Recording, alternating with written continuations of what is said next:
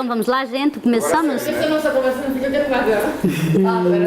Então começamos. Bom, minha gente, bom dia, bem-vindos e bem-vindas, né? Nós vamos começar uma aulinha mais de Direito das Obrigações e essa aula, ela tem o intuito de ser uma aula de revisão. Quando nós falamos numa aula de revisão, a primeira coisa, ou a coisa mais importante, é que essa aula tem o objetivo de nos situarmos na matéria, entendermos onde é que nós estamos e traçar aí na nossa mente um fio condutor da nossa disciplina, não é? A ideia geral é que na aula de hoje, nós possamos fazer aí um mapeamento, traçar um mapa da nossa disciplina. Onde é que nós começamos, lá no início do semestre, o que nós desenvolvemos ao longo do semestre e onde é que nós chegamos quando nós terminamos o semestre. Enfim, também dizer que é sempre bom, né, porque nós estamos sempre a trabalhar à distância, do ladinho, um do lado de cá e o outro do lado de lá, e é uma oportunidade de nós estarmos aqui reunidos, sempre é bom. O cara a cara, a proximidade, né? São poucos os momentos, mas a gente tem que aproveitar esses momentos, né? Então, o que eu gostaria que um aluno, um ex ou uma ex-aluna minha do IPBEJA soubesse de Direito das Obrigações 1. Qual é o meu objetivo enquanto docente? Então, eu gostaria que os meus ex-alunos ou que os meus alunos, ao terminar o semestre, tivessem ou tenham a capacidade de entender o que vem a ser o direito das obrigações, o que vem a ser a obrigação em si, observando aquelas características ou aquele entendimento jurídico da nossa disciplina, não é? E com isto é importante que o aluno ele tenha a noção da obrigação, não é? Eu gostaria e quero que vocês tenham condições, seja onde é que estiverem, passados os anos que houverem passado, não interessa, saibam definir o que é uma obrigação, mas também saibam definir qual é o objeto dessa obrigação, não é? Em termos jurídicos. Então, nós começamos a nossa disciplina no artigo 397 do nosso Código Civil, não é? Com isto, temos ali noção, objeto. Logo, eu quero que vocês saibam as características dessa obrigação ou desse ramo específico que nós estamos a estudar, não é? Quando nós falamos de característica, nós queremos dizer que nós podemos identificar isso no meio da multidão, não é? Eu sempre digo, vamos falar aqui quais são as características da marinês. Então, no meio da multidão, vejo a marinês e identifico pelas suas características. Dentro da quantidade de institutos jurídicos, de situações jurídicas que nós temos, como é que nós identificamos as obrigações? Pelas suas características. Então, um tema que nós trabalhamos e também vamos rever na aula de hoje são as características. Logo, eu também quero que vocês tenham capacidade e condições de entender as modalidades, não é? Quais são as modalidades de obrigações que nós trabalhamos? Existe uma quantidade X de modalidades, é preciso que vocês saibam, e logo nós nos debruçamos e nos dedicamos a umas modalidades com maior afinco, com maior detalhe. Por quê? Porque são de grande utilidade no mundo prático de um solicitador, de uma solicitadora, de um operador e de uma operadora do direito, não é? Então, as características são muito importantes. Mas cada vez que nós falamos de um instituto jurídico, nós não podemos deixar de valorizar, de tratar e de trabalhar os princípios fundamentais. Então, é fundamental que as minhas alunas e os meus alunos tenham conhecimento desses princípios. Nós trabalhamos 9 princípios, mas 2 princípios são basilares. E pelo menos esses 2, na aula de hoje, nós vamos falar sobre eles, que é o princípio da autonomia privada e a boa-fé, não é? Então, esses princípios, os princípios do direito das obrigações, também é um conteúdo que nós precisamos trabalhar, que foi visto, que foi debruçado, que foi trabalhado sobre eles ao longo do semestre. Para além dos princípios, das modalidades, nós trabalhamos um tema conhecido como as garantias. Então, é importante que os meus alunos saibam as garantias. Quando nós falamos das garantias, nós falamos primeiro das garantias gerais, não é? E aí nós identificamos o patrimônio que representa essa garantia geral da obrigação. Mas depois falamos de algumas garantias especiais. Entre a divisão de garantia geral e garantia especial, nós trabalhamos os meios de conservação da garantia patrimonial, no contexto ainda das garantias gerais. Certo? Então, é importante saber quais são os meios de conservação dessas garantias. E logo, tendo já toda essa linha definida, nós começamos a falar do cumprimento das obrigações. E quando nós falamos do cumprimento das obrigações, nós temos que falar do não cumprimento, né? Porque se há o cumprimento, também há o descumprimento ou não cumprimento. E identificamos ao longo do semestre que o cumprimento é a principal forma de extinção, né? Uma obrigação, ela se extingue em primeiro momento pelo cumprimento. Quando há o não cumprimento, nós vamos ver quais as modalidades e logo nós vimos que, para além desse modo de extinção, existem outros modos de extinção da obrigação. Então vejam que, nesse primeiro momento, o que é que nós queremos aqui? Que vocês tenham condições, de maneira muito relaxada, muito tranquila, e também assim, com uma certa capacidade de desfrutar um pouco disso. Que a matéria, ela precisa ser entendida como uma matéria essencial, como uma matéria importante, mas que cada uma e cada um de vocês tem essa capacidade de, independente de ter o Código Civil na mão, ter a capacidade de dizer, eu sei onde é que nós começamos, sei o que é que nós desenvolvemos e onde é que nós terminamos. Nós começamos na origem e terminamos na extinção. Atenção, faltou um tema que eu não falei aqui. As fontes, se lembra? Onde é que elas nascem?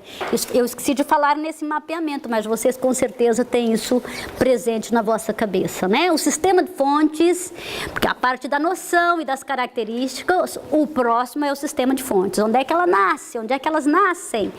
E aí nós temos também uma parte significativa da matéria que nós precisamos trabalhar. Então é isso que nós vamos tentar fazer hoje, de uma forma muito aberta, muito tranquila.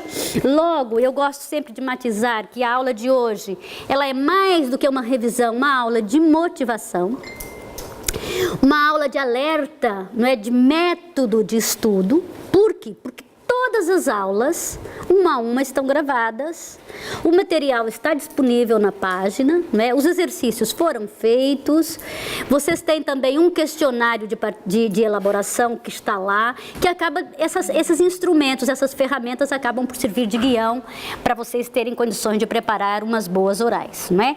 Então, vamos lá, minha gente. Voltando, eu começando desde o primeiro ponto, eu espero que nessas 2 horas nós consigamos fazer aqui um apanhado geral. E eu depois gostaria que vocês, as perguntas que surjam, vão anotando, porque se nós não tivermos tempo de fazê-las hoje, eu já deixei um fórum disponível, e aí também aquelas pessoas que não puderam vir hoje, né, também tem esse canal aberto para que elas possam, na medida que forem estudando, aquelas dúvidas, vão colocando no fórum. Ontem já respondi algumas, né, mas estamos aí abertos a isso também. Okay? Então, quando nós falamos do conceito da obrigação, nós começamos a trabalhar ali já no artigo 397.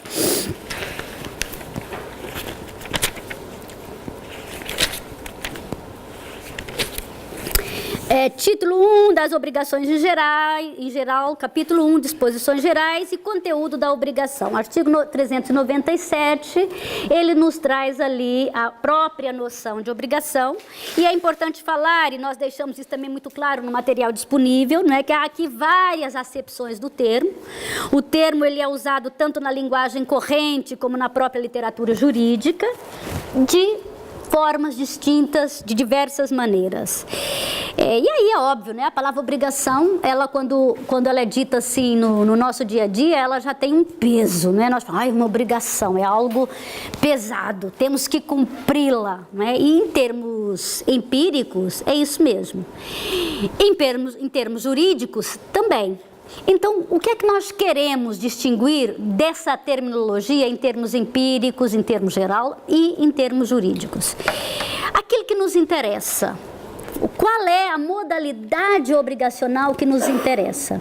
Então, nós vimos, analisando lá no início o conceito de obrigações, que nós podemos falar de situações que representam um dever de ordem social, um dever de ordem moral, não é? Por exemplo, eu até cito sempre, para os católicos, ir à missa pode ser entendido como uma obrigação. Mas o sentido da palavra que nos interessa é jurídico, e nós aqui entendemos a obrigação em sentido jurídico, aquilo que pode ser exigido judicialmente, né? E aí o artigo 397 e 398, ele nos deixa muito claro, olha, 397, obrigação é o vínculo jurídico por virtude do qual uma pessoa fica adstrita para com outra à realização de uma prestação. Então, primeira coisa, é um vínculo jurídico. A palavra vínculo jurídico, ela tem uma importância singular para entender a noção de obrigação, né? E é importante entender que conteúdo, porque nós falamos que há aqui a realização de uma prestação. Aquele fica obrigado, fica vinculado ao cumprimento de uma obrigação. É sempre importante falarmos que quando tratamos a obrigação, nós estamos diante de uma situação de equilíbrio. E isso depois, quando formos falarmos dos princípios, e principalmente o princípio da boa-fé, fica mais claro.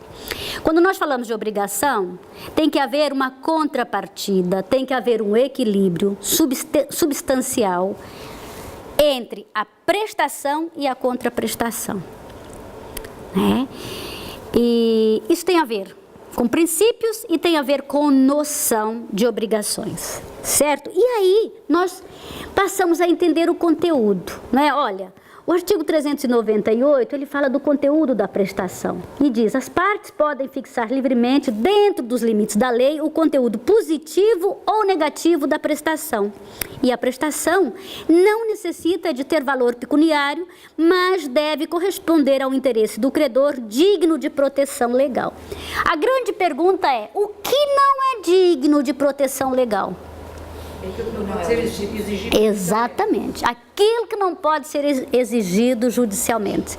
Então, proteção legal, entenda-se aqui como possibilidade de exigir judicialmente. Quando nós falamos de exigir judicialmente, nós estamos a falar de um princípio geral previsto ali no artigo 817. Então, nós estamos a falar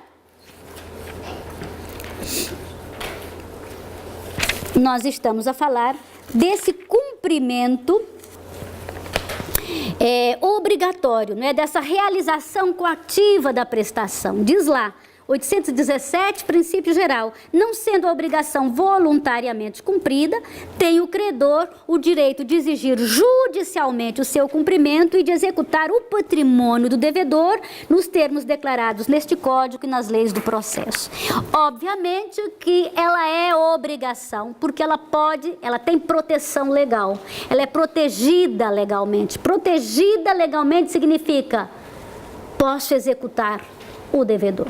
Se não houver o cumprimento voluntário, haverá o cumprimento coativo nos termos do artigo 817. Então, isso fica claro já no entendimento do conteúdo da prestação. Eu me lembro que nas nossas aulas nós trabalhamos vários exemplos, não é? E daqui me importa dizer, eu sei que depois vocês vão ter condições de repassar isso mais a miúde, mas me importa dizer que nós temos que fazer uma conexão direta desse artigo 398 com o artigo 402, que traz aqui as obrigações naturais, não é? Então, se nós formos analisar aqui o 402, diz lá, a obrigação disse natural quando se funda num mero dever de ordem moral ou social, cujo cumprimento não é judicialmente exigível, mas corresponde a um dever de justiça.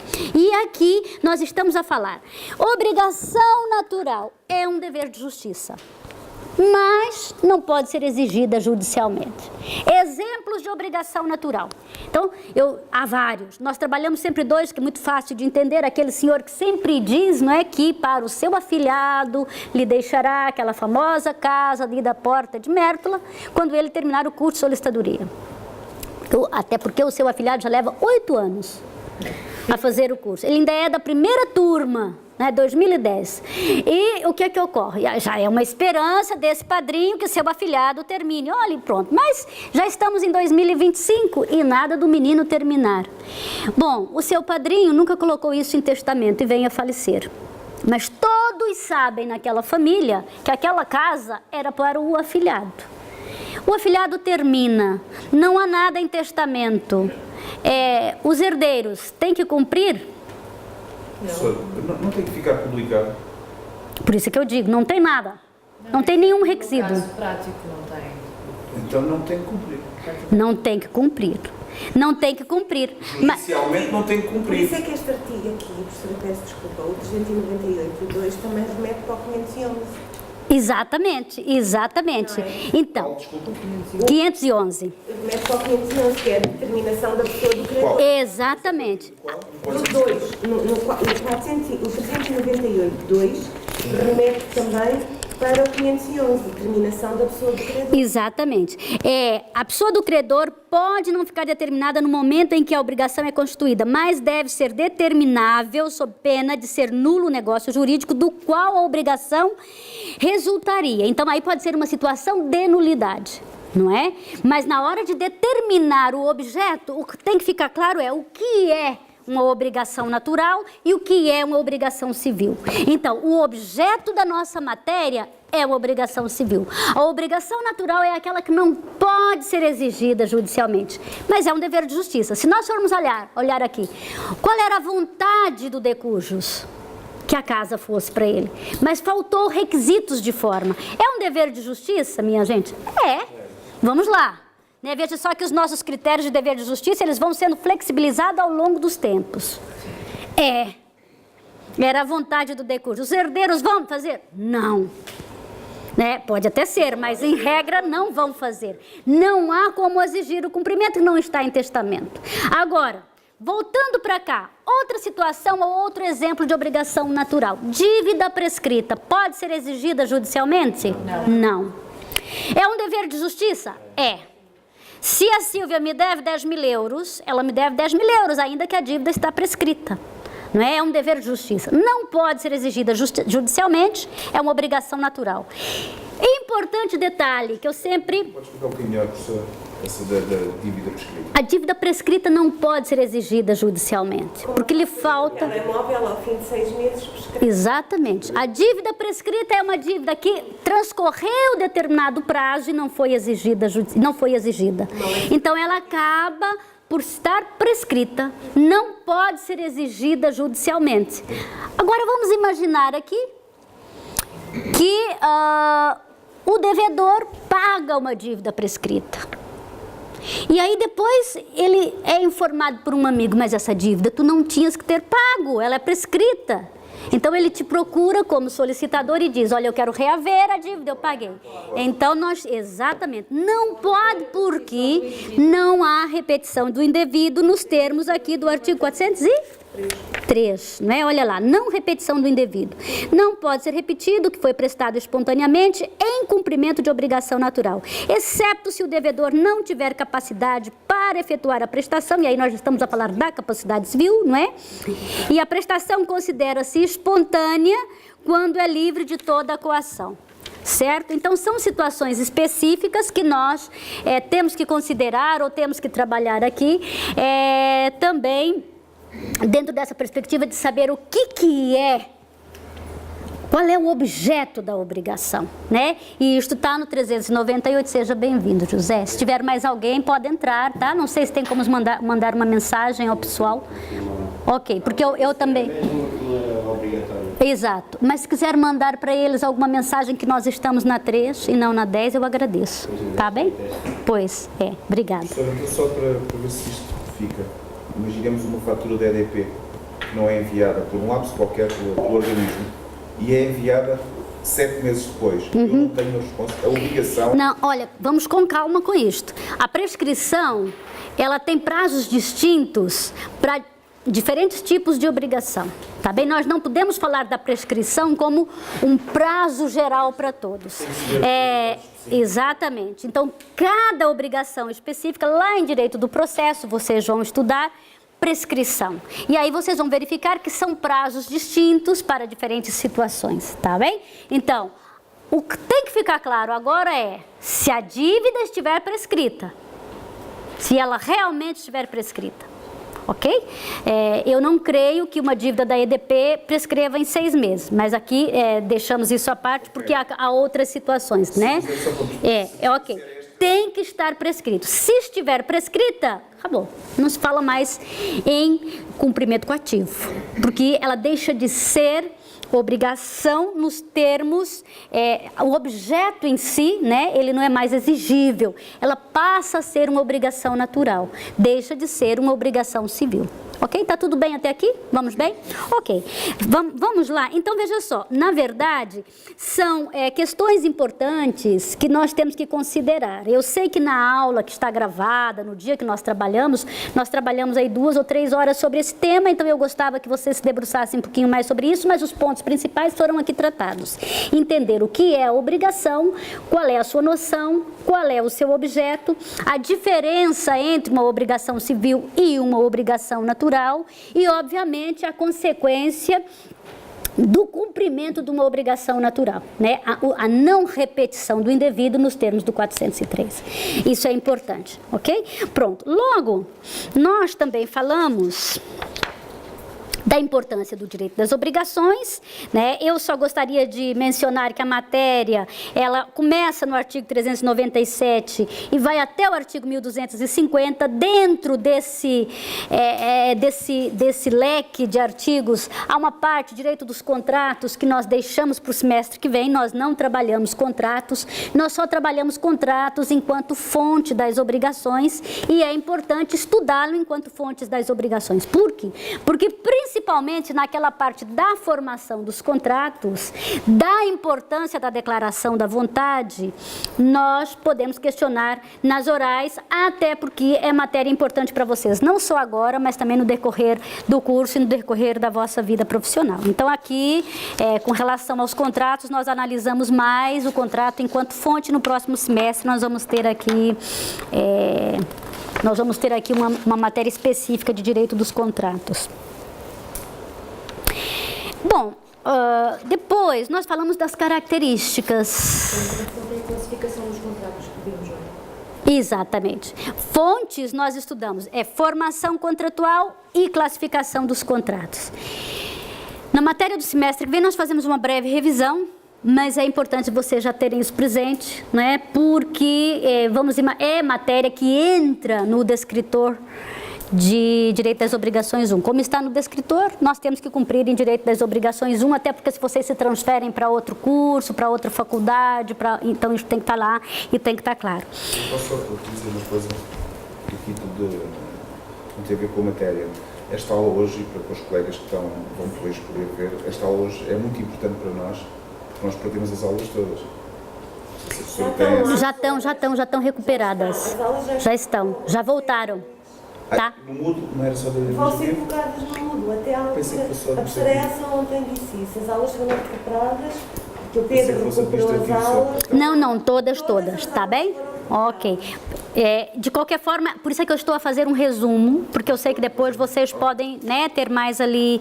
Bom, com relação às características, é importante, muito importante estudar as características, porque também é estudando a característica do direito das obrigações que nós conseguimos fazer a diferença, por exemplo, entre essa matéria e outras, entre esse ramo específico e outras, pelas suas características. E nós trabalhamos algumas características especiais, né, principalmente a patrimonialidade, a mediação ou colaboração devida, a relatividade e a autonomia. Essas são as características. Uma das questões principais trabalhadas era a questão da patrimonialidade.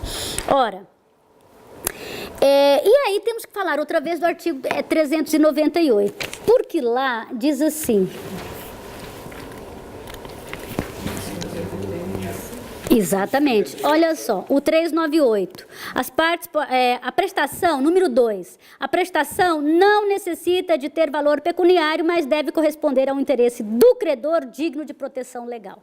Nós entendemos aqui que a patrimonialidade ela não é absoluta, com base no número 2 do artigo. Por quê? Porque não necessariamente tem que ter valor pecuniário, né? Inclusive, nós entendemos que a obrigação, ela pode ser uma obrigação de conteúdo negativo. Vocês se lembram? Lá até analisando o número 1, as partes podem fixar livremente, dentro dos limites da lei, o conteúdo positivo ou negativo.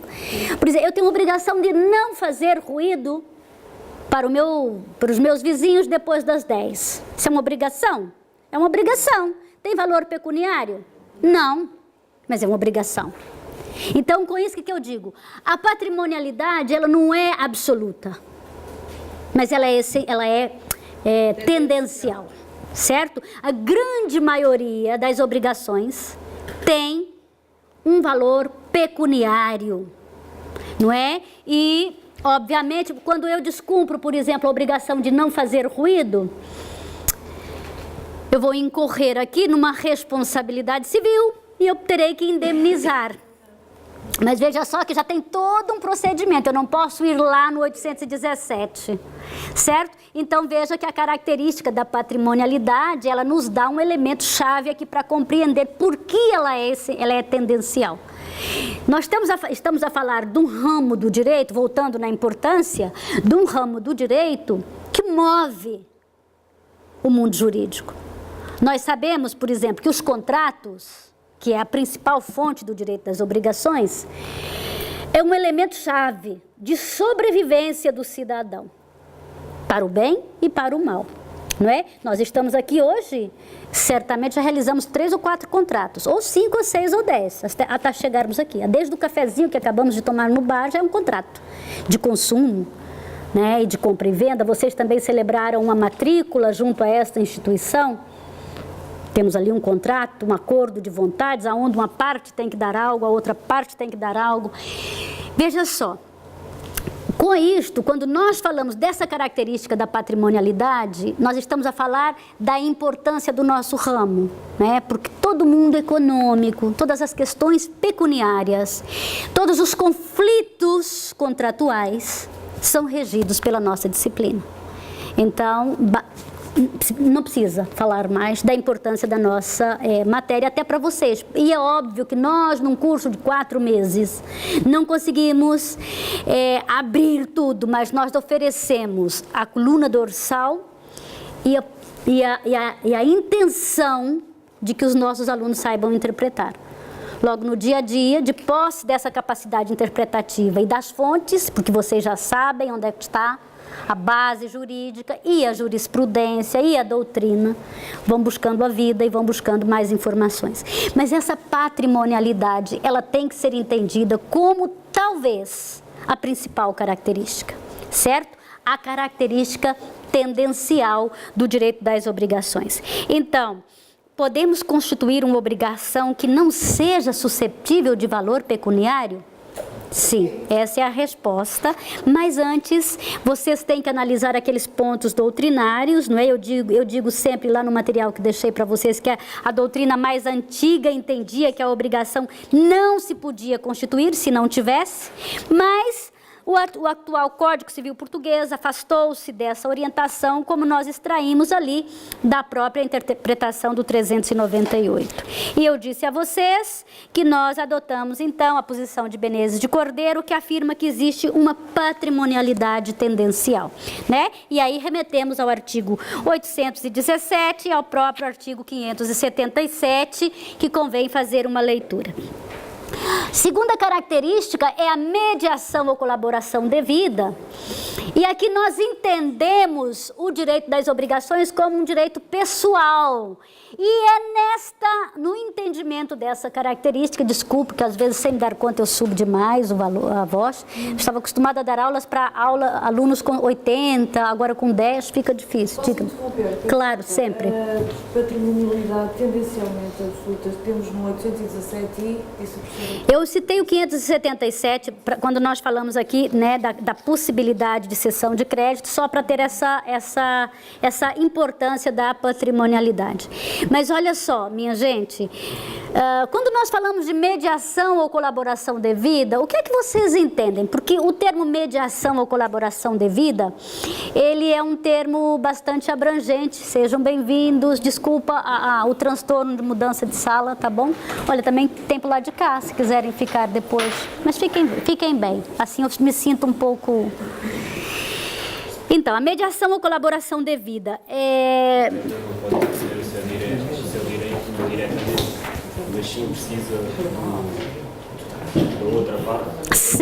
Sempre. Olha, que se o devedor não quiser, ele não cumpre. Concordam com isso?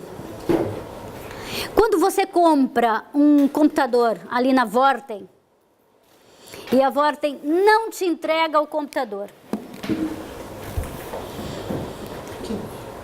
faltou a colaboração, né? Faltou aqui a mediação ou colaboração devida por parte da Vorten. Qual é o direito que lhe assiste? Aí, você já pagou. A execução, né? Nós podemos exigir o cumprimento coativo da prestação. É isso que nós queremos? Não. Não foi isso. Aí, quando nós formos estudar o sistema de fontes, que nós formos estudar o contrato como a principal fonte, nós vamos verificar isso. Que há uma vontade interna que se exterioriza na celebração de um negócio jurídico, né? Então, quando a outra parte não cumpre, o que é que ocorre? Eu saio do meu campo de interesse. E aí, é por isso, porque nós não estamos a falar de um direito erga omnes. Nós não estamos a falar de um direito absoluto, onde eu vou lá, né, e retenho o computador. Há uma situação diferenciada aqui, nós estamos a falar de um direito pessoal, não de um direito real.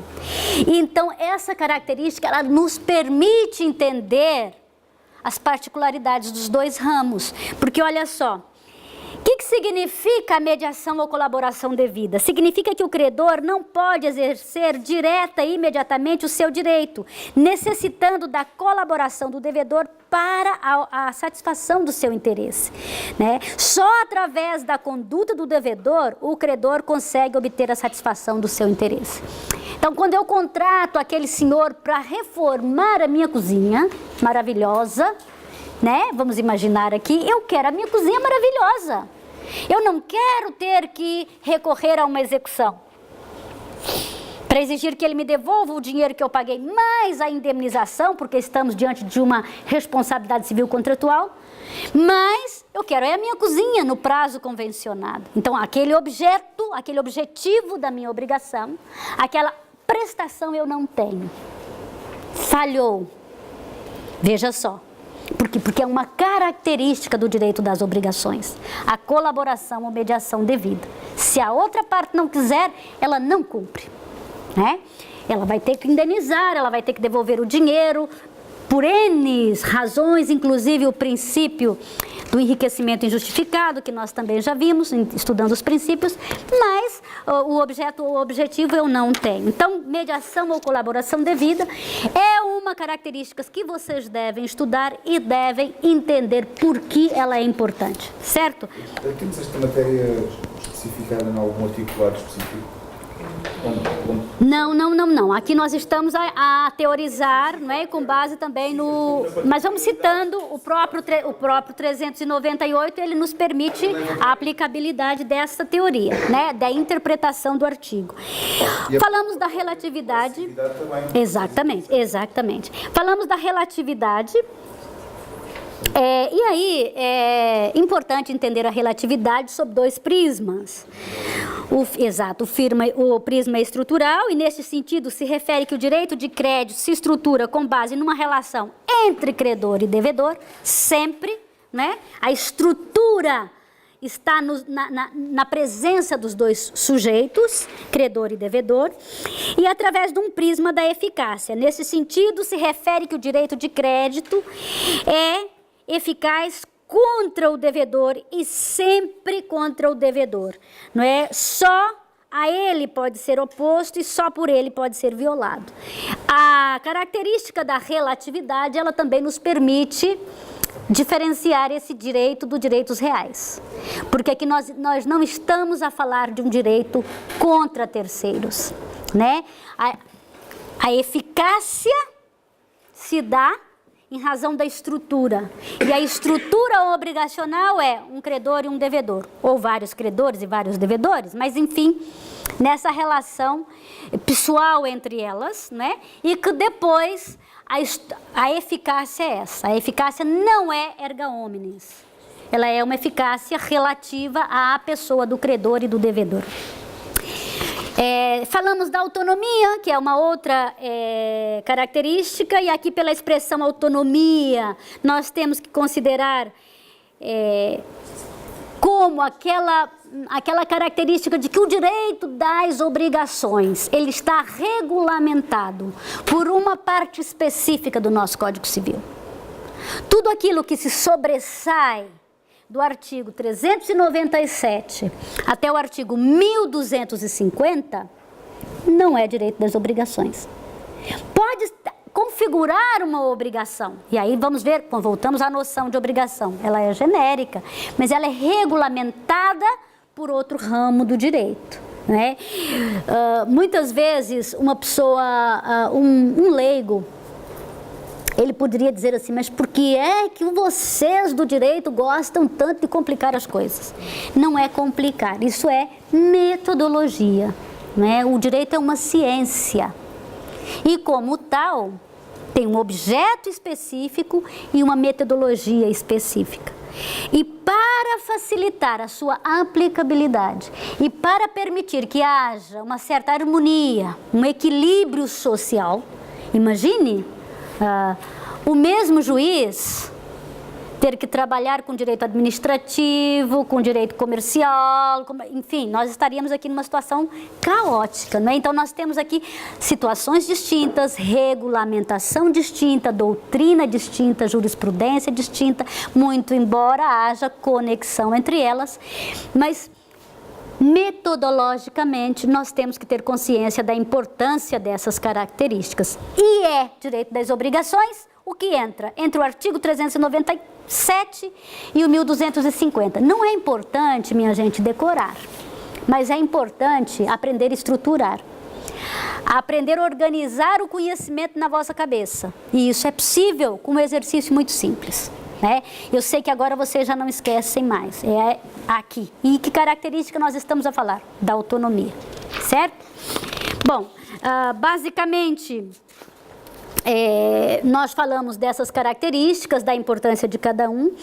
Eu sempre, nos exercícios que deixei para vocês, pergunto se a patrimonialidade é uma característica absoluta, e quero que vocês me expliquem o porquê. Lembro que pedi um exemplo evidenciando a mediação ou colaboração devida, né, para que isso fique bem claro e até que nós possamos também ter elementos aqui para separar objeto de direito das obrigações, objeto de direito comercial, objeto de direitos reais. São matérias afins e que muitas vezes nos causam alguma confusão. Por que isso é o comercial e não é obrigações? Por que isso é real e não é obrigações? Então, essas características nos possibilitam entender cada uma delas. Eu, quando falo dessa matéria, existe uma matéria que nós não temos no curso de solicitadoria, que é o direito do consumidor. Né? O direito do consumidor, nos ordenamentos mais contemporâneos, e nós já tivemos essa matéria, mas com a reestruturação do curso, não houve espaço, né? Porque como solicitador ele tem algumas matérias muito específicas da solicitadoria. Mas ela poderia, o direito do consumidor, ele é um ramo do direito civil, é um ramo específico que sai do direito das obrigações. Né? E vamos dizer assim, por quê? Porque há uma necessidade social importante. E quando nós formos estudar os princípios, nós vamos verificar isso. Existem situações sociais tão gravosas, porque há um desequilíbrio entre as partes, que houve a necessidade do desenvolvimento de um ramo mais específico. Se vocês voltarem ao que aprenderam lá em Introdução ao Estudo do Direito, ou Introdução ao Direito, na aplicabilidade das normas, vocês verificaram que em caso de conflito, né, entre as normas, qual é a norma que prevalece? A geral ou a mais específica? A mais específica sempre, a mais especial sempre. Porque subentende-se que que o legislador, que o jurista, que os estudiosos se debruçaram sobre ela. Subentende-se que ela nasce de uma necessidade social. Subentende-se que ela vai atender melhor aquela necessidade social e é por isso que ela tem que ser aplicada em condição de superioridade hierárquica, né? E falando de hierarquia das normas que vocês estudaram lá. Então é importante saber que essa autonomia, essas áreas do direito, elas, quando nós estudamos, não é só decorar, eu vou estudar. Não, por quê? Na vida prática, por que isso me serve? Por que está assim? Por que o direito tem essa estrutura? Né? Então, importante. Pronto. Basicamente foi isso que nós falamos das características. Eu sei que no manual tem para ir 20, 30 páginas, mas enfim, começa uma aula de revisão, a fila tem que andar. Falamos da Constituição. Quando falamos da Constituição, e aqui eu chamo a atenção para vocês, porque no dia das orais, não só das orais, na vida, no dia a dia, quando a vida nos impõe momentos de estresse, nós estamos, às vezes nos falta palavras. Já repararam que quando vem os nervos ali, que estamos estressados, as palavras não vêm à boca, ou então os sinônimos não vêm, né? O problema é os sinônimos, que aí o professor, quando quer tramar um aluno, é só usar outra palavra. Então, se eu, ao invés de falar origem, eu falo Constituição, acabou, porque vocês já levam para direito constitucional e aí trava tudo. Constituição vem de constituir, de criar, de nascer, de originar, né? Direito constitucional é aquela coluna dorsal. Dali fundamentamos. Mas olha só, Constituição das obrigações fontes das obrigações, sistema de fontes. Por isso é que eu digo, né? Se nós estivermos muito tranquilos, os sinônimos não é um impasse, não é um entrave, todo o contrário, pode facilitar. Nós classificamos as fontes, nós classificamos o sistema de fontes. E aí, o que nós falamos sobre isso? Fonte é aquilo que origina o... Exatamente, da onde se constitui. Por isso é que eu posso dizer assim, da constituição das obrigações, ou posso falar do sistema de fontes, ou da origem. Exatamente. Essa fonte ou essas fontes, elas se classificam em duas modalidades de fontes, certo? Estruturando, eu sempre chamo a atenção, abstraiam-se da obrigação de preparar umas orais. Pensem nisso como que gratificante é poder ler um conteúdo e estruturá-lo para o meu conhecimento jurídico, empírico, como pessoa, posicionamento numa conversa. Antes de entrar nas fontes, naquela listinha de fontes, vamos entender como é que elas estão estruturadas. Então, a primeira fonte que nós vamos, é a fonte que nasce da vontade das pessoas. Por exemplo, os contratos ou outras, mas os contratos é a principal, né? Mas existem outras. Então, o nosso código, minha gente, ele não apresentou por isso uma sistematização científica das fontes das obrigações. Ele opta por efetuar uma mera enumeração ali nos artigos 405 e seguintes, né? Ele enumera os contratos, negócios unilaterais, artigo 457 e seguintes, gestão de negócios, enriquecimento sem causa e responsabilidade civil, né? Então, veja só, nós temos aqui umas fontes que oriundam ou resultam da autonomia privada, né? Os contratos, por exemplo, eles nascem dessa autonomia privada. Mas depois nós vamos verificar que nem todas são assim. Nós falamos, por exemplo, da responsabilidade civil.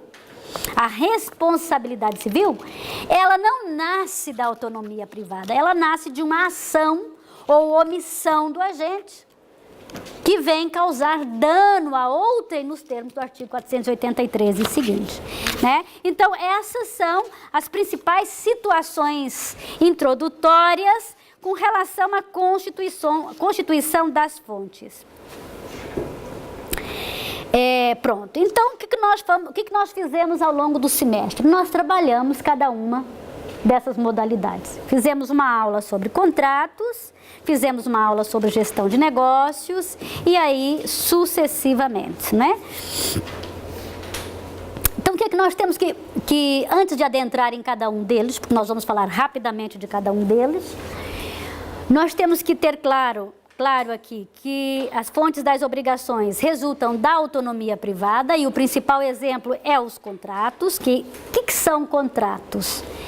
E aí eu disse, é um acordo de vontade entre as partes com a finalidade de criar, modificar, transferir ou extinguir direitos. Eu tenho certeza que vocês nunca mais esquecem disso, daqui para o fim da vida, né? Não esquecem, porque é muito simples e muito fácil.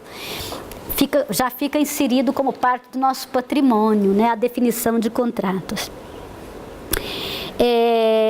Então, aqui nós, quando falamos dos contratos, existem alguns comandos jurídicos vinculantes que são tratados ali do 405 e seguintes.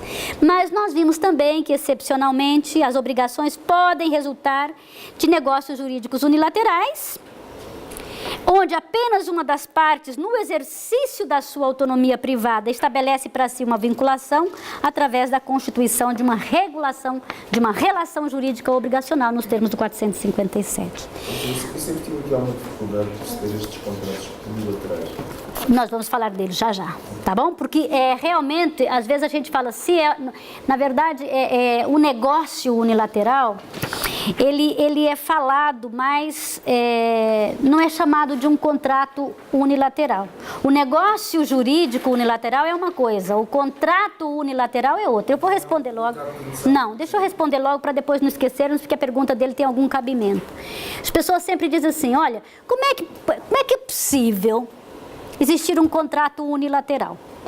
Então, a pessoa vai fazer um contrato com ela mesma, uma pessoa só, não é isso.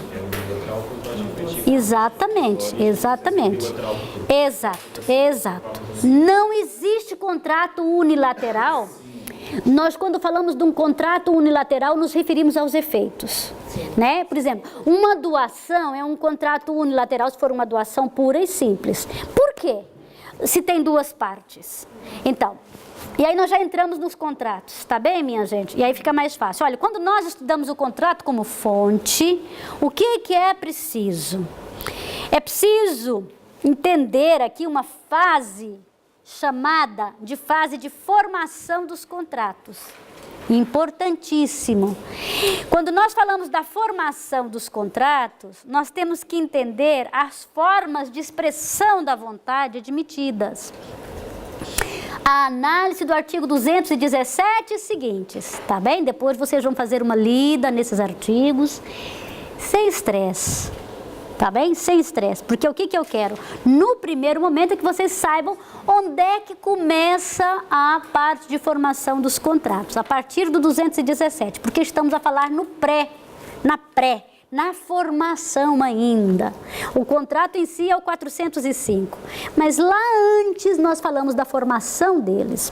Existe primeiro uma declaração de vontade, essa declaração de vontade tem que ser expressa, aliás, tem que ser exteriorizada, não vamos usar a palavra expressa, ela tem que ser exteriorizada, tem que sair daí para fora. Eu quero vender a casa da Porta de Mértola. Então, como é que eu vou exteriorizar, colocar isto para fora? Por escrito, verbalmente, né? Agora, outra situação específica, olha, quero doar a caixinha. Aí eu digo, minha gente, eu vou doar aqui esta caixinha. Estou disposta a doar a caixinha. Coloco aqui. Vem alguém de biquinho calado, leva a caixinha na minha frente. Ele não disse, eu quero a caixinha. No momento, se ele dissesse eu quero a caixinha, ele também se expressou, ele exteriorizou de forma expressa. Certo? Mas ele fica calado, não diz nada, de repente é uma pessoa muito chata, mal-humorada, não gosta de falar, preciso da caixinha, mas também não quero me expressar. Vou lá e recolho. Então é isso. A declaração, vamos dizer assim, a expressão, a exteriorização da vontade das partes, no nosso ordenamento jurídico, ela pode ser expressa ou tácita. Artigo 217 e seguintes, vamos lá dar uma olhadinha nisso? Quando acharem que a coisa complica, respira fundo e fala, olha, se eu não entender qualquer coisa, não há problema, porque está tudo aqui no código. Também é um critério interessante. Relaxa, respira, está tudo aqui, olha. 217, minha gente, olha lá. Declaração expressa e declaração tácita. A declaração negocial pode ser expressa ou tácita. É expressa quando feita por palavras, escrito ou qualquer meio direto de manifestação da vontade. E tácita quando se deduz de facto que com toda a probabilidade a revela. Um leilão. Vou lá comprar, olha, gado. Tenho aqui uma herdade, criador, ganadeiro, como se diz? Ganadeiro não. Pecuarista. Pecuarista. Não? Como é que se usa o termo? E quem é o criador de gado no Alentejo? Como é que ele é chamado? O criador de gado no Alentejo. Pronto, já está. Obrigada, Sandra. Se fosse no Brasil, seria um pecuarista. Se fosse em Espanha, seria um ganadeiro. E aqui é um criador de gado no Alentejo. Perfeito. Vamos ao que interessa. Não, boiadeiro é o que toca a boiada. É um res... Não. Na Direção Regional da Agricultura, usa-se o termo pecuário. Pode ser, então, correto. Pecuário ou criador de gado no Alentejo. Vamos lá. O criador de gado no Alentejo ou o pecuário vai a um leilão e lá tem um lote de 50 novilhas. Nelores, que aqui também não é essa raça, mas tudo bem. Olha aqui, sai o lote por 40 mil euros. Saída inicial. O senhor ali, ó, levanta a mão. Para o senhor, 40 mil euros, quem dá mais, o outro senhor levanta a mão. 40.500 euros, quem dá mais, isso aqui é o quê? Expressão tácita, não cabe erro. É um exemplo clássico, válido, regulamentado no nosso código. Então, a declaração de vontade, ela pode ser expressa, ela pode ser tácita. Estamos a falar da formação. Por que é importante falar da formação? Porque eu dei exemplos muito fáceis. Mas na vida prática os exemplos estão sendo assim, olha, aquela senhora, ela veio lá e limpou a casa. Nós não vamos entrar na esfera laboral, porque aqui estamos a falar de um ramo que nem deveria ser do direito privado. Teria que ser daquele outro terceiro ramo, vocês se lembram? Direito público, direito privado. Qual é o outro? Tem um terceiro ramo do direito, se lembram? O difuso ou coletivo, que é um sistema jurídico mais protetivo. Olha o seguinte, eu quero limpar a minha casa e digo, olha ali, eu pago 50 euros para quem limpar a casa. Ninguém diz nada, vem uma senhora e limpa a casa. Declaração tácita, se ela limpou. A caixinha foi dada.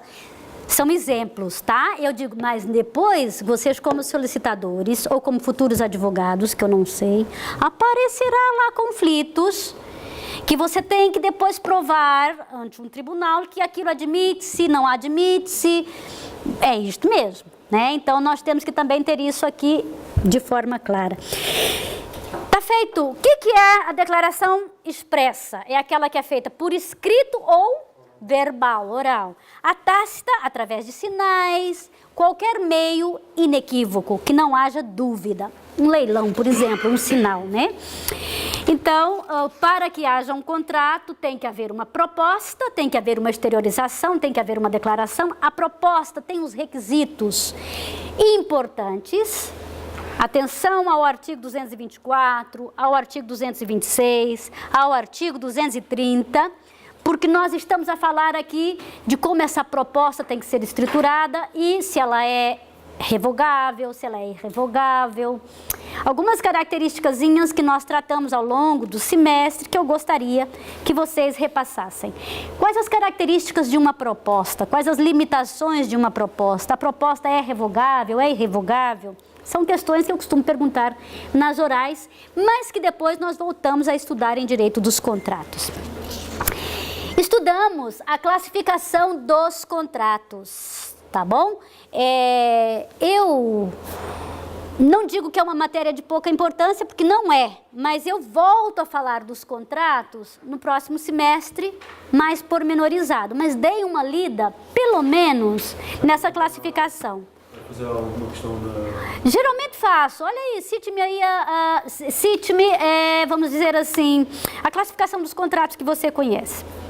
Vamos dizer, não é uma pergunta, não é uma das principais perguntas, mas dei uma lida nisso. Então, contratos unilaterais e bilaterais, contratos onerosos e gratuitos, comutativos e aleatórios,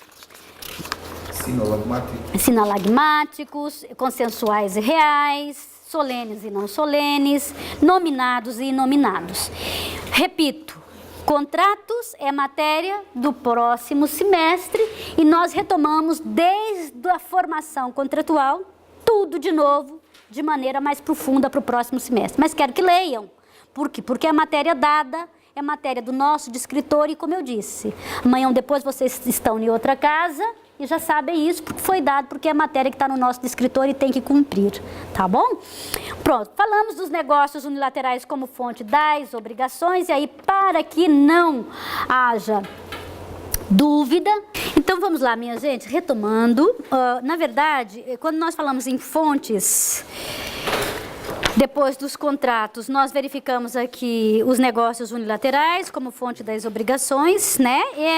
Eu não vou falar das limitações impostas pela doutrina, das objeções, mas isso também está no material disponível. Eu quero que vocês tenham ali, claro,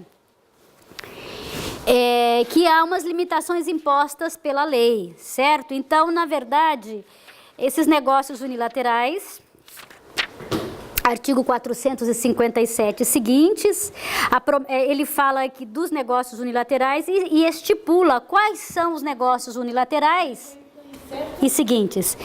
Quais são os negócios unilaterais que dão origem a uma obrigação.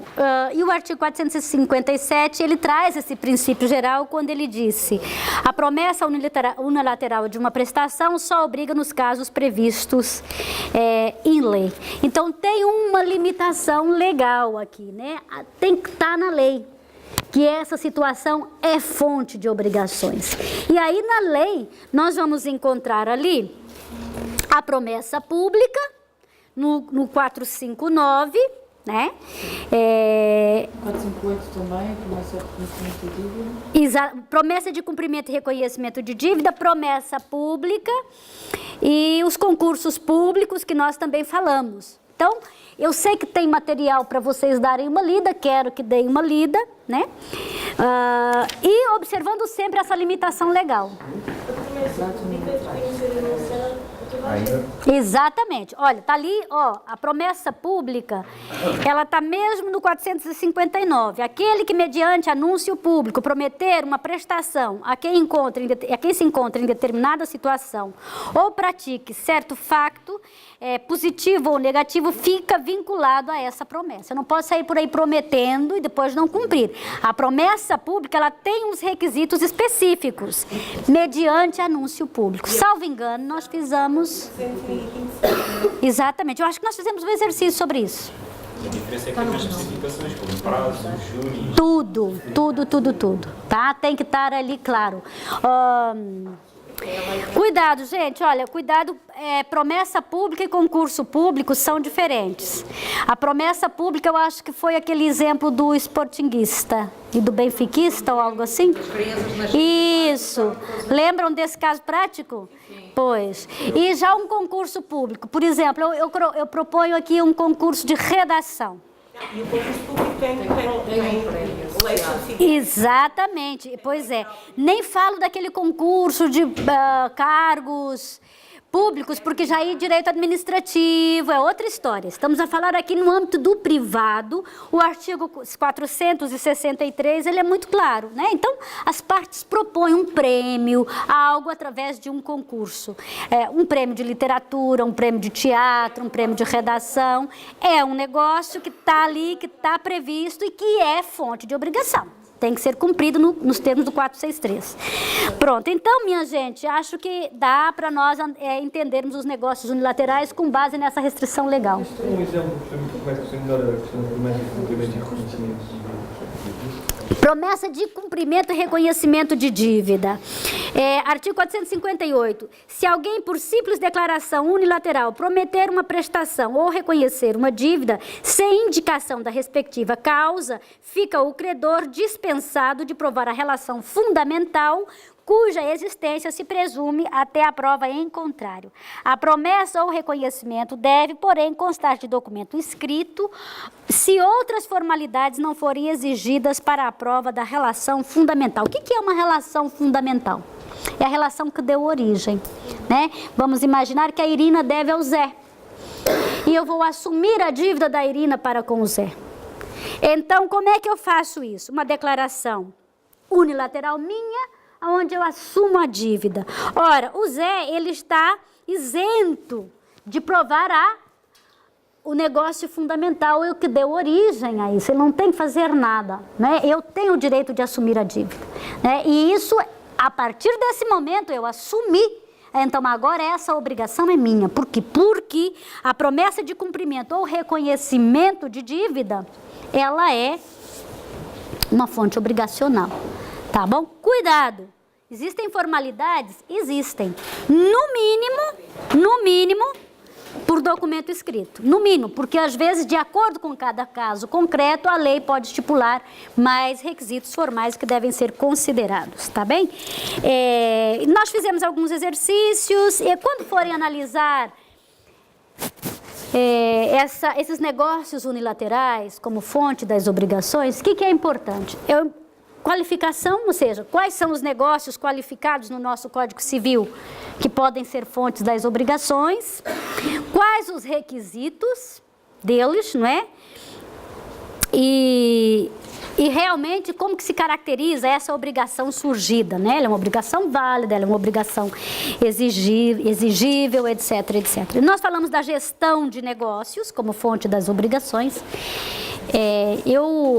Vejam que eu começo a acelerar, né? Assim, vamos rápido, então qualquer coisa, vamos respirar, se não der tempo, depois a gente segue no vídeo, mas às vezes eu me dou conta do que falta e começo a acelerar demais, podem me avisar, tá? Falar, professora, vai devagar, fala um pouquinho, mas é importante essa resposta vossa. Nas aulas à distância, às vezes alguém me escreve, professora, podia falar mais devagar um pouquinho? É importante esse feedback, tá? Porque às vezes o professor dispara, engata a quinta marcha e vai embora. Nós falamos de gestão de negócios como fonte de obrigações. Então, obviamente que eu sempre nas aulas, eu fico, na hora de dar esse conteúdo, eu fico preocupada com aquela confusão que as pessoas podem fazer com a gestão de negócios, de gestão empresarial, de gerir um negócio. Então, cuidado, nós estamos a falar do sistema de fontes das obrigações. A gestão de negócios aqui, ela é muito específica, ali nos termos do 464 e seguintes, né? Então, é aquela situação específica. E ali, quando nós vamos estudar gestão de negócios, é preciso entender o conceito e os requisitos, né? O que é a gestão de negócio? E para se caracterizar como gestão de negócios, como fonte das obrigações que nos interessa, quais são os requisitos que é preciso estar ali? Então, nós vamos verificar que o próprio 464 deixa claro, já ia dizer o 64, mas meia é 6, tá bem? Porque vem de meia dúzia, mas não se usa. Então, o 464, ele é muito claro. A gestão de negócios, quando alguém assume a direção de um negócio alheio, no interesse e em nome do titular do direito, ou seja, no interesse do dono e sem autorização desse. Vejam os requisitos, né? Vejam o que é que tem que haver. Olha, para que seja gestão de negócios e que seja a fonte das obrigações, tem que haver a assunção de direção de negócio. Alguém vai assumir a direção de um negócio alheio. Depois, outro requisito. A pessoa vai atuar no interesse e por conta do dono do negócio. Mas o terceiro requisito é muito interessante. A falta de autorização do dono. Então, é por isso que eu digo, é uma situação um pouco complicada. Vamos lá, vamos ser práticos. Como é que eu vou gerir um negócio como se fosse o outro, no interesse do outro, sem autorização do outro? Né? E num primeiro momento dizer, isso é impossível, por que nós estudamos essas coisas e isso não acontece? Mas acontece sim, senhor, e nós vimos alguns exemplos. Eu nem falo do exemplo da casa da vizinha, que destelhou em razão da tempestade, porque esse é um exemplo muito fictício, né? Mas pode acontecer. Mas falamos da compra, das artes. E aí nós já entramos em objeto de litígio.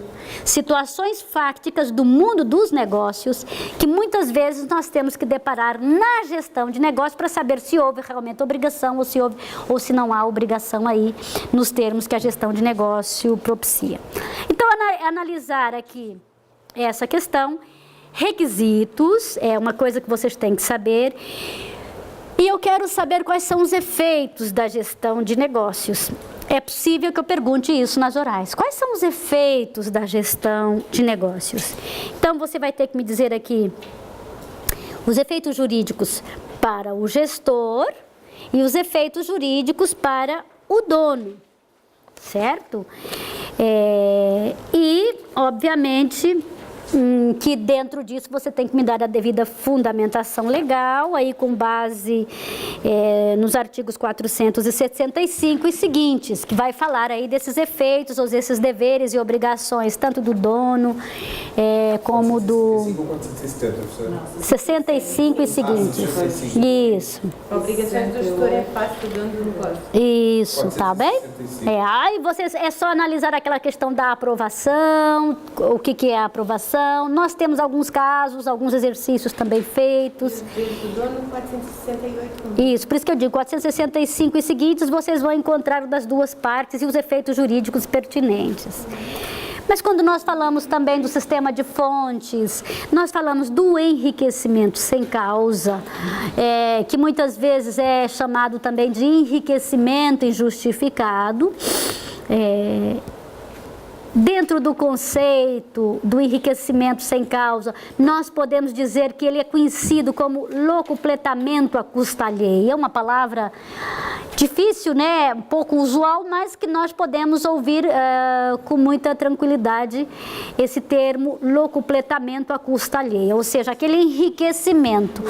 Eu lembro que nós falamos muitas vezes que deve haver um equilíbrio patrimonial, né? Sempre que um patrimônio, sempre que sai algo do patrimônio de alguém, entra algo no patrimônio de alguém.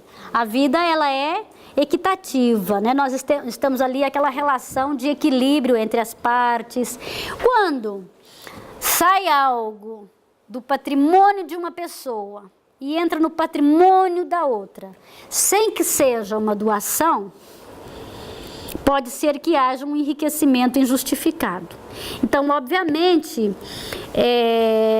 o enriquecimento injustificado, ele se dá quando alguém enriquece à custa de outrem, né? E quando isso ocorre, há a obrigação de restituir.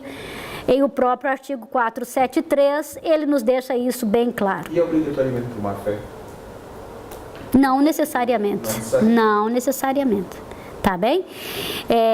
Quais são os requisitos? Aí fica mais claro. Quais são os requisitos, né? 3 e são cumulativos. Exatamente. Olha, enriquecimento de alguém, falta de causa justificada, né? E a custa de outrem. E a obrigação de restituir. Tem a obrigação de restituir. A obrigação de restituir, independente se for de má fé ou de boa fé. Ok? Sim. Eu aqui citei alguns exemplos no material que deixei para vocês. Eu coloco lá: o enriquecimento consiste numa vantagem patrimonial que pode apresentar-se de diversas formas: aumento do ativo, preço por venda de coisa inexistente ou alheia, uso, consumo ou exercício de coisa ou direito alheio, né? Então eu deixei isso para vocês, mas é bem enunciativo. E falei de um caráter subsidiário do enriquecimento sem causa previsto ali no 474. No mundo real e no dia a dia, o caráter subsidiário, ele já fica... A Elisinha está lá atrás, me sinto mal. Parece que eu estou assim com falta de educação, mas seja bem-vinda, tá bom? Olha, quando nós falamos desse caráter subsidiário, o que é que nós queremos dizer aqui? Nós queremos dizer que todas as situações onde eu verifico que para o meu cliente é mais vantagem usar outro instituto jurídico, obviamente que eu vou usar. E aí eu sempre uso a responsabilidade civil, né? No caso de alguém que causa dano a outrem ou se apropria de um bem que não é seu, ele, obviamente, tem um enriquecimento injustificado, porque o bem do outro vem para ele, mas se ele causou dano a outrem, eu não tenho por que demandar por enriquecimento injustificado. Eu tenho que demandar por responsabilidade civil. Se teve dano como? Né? Exatamente. Por quê? Porque o outro deixou de ganhar. O outro teve perdas, né? O outro teve danos, mas ele também teve perdas, ele deixou de ganhar danos emergentes e lucros cessantes, que são situações referentes à responsabilidade civil. Se eu peço só a devolução da coisa, eu estou a falar de enriquecimento injustificado, poderia, mas é vantajoso para o meu cliente? Não, porque além de tudo ele teve um dano. Então, por que eu uso esse termo? Para explicar para vocês que o enriquecimento injustificado, ele tem um caráter subsidiário, né? Sempre que a situação fáctica me permite buscar no ordenamento jurídico um remédio, outro instituto que seja mais abrangente, mais benéfico, primeiro vou me valer desse, tá bom? Podemos dizer que tem um caráter residual. Exatamente. A própria doutrina fala subsidiário, né? Com esses termos. Então, o próprio 474, ele nos deixa isso de forma bastante...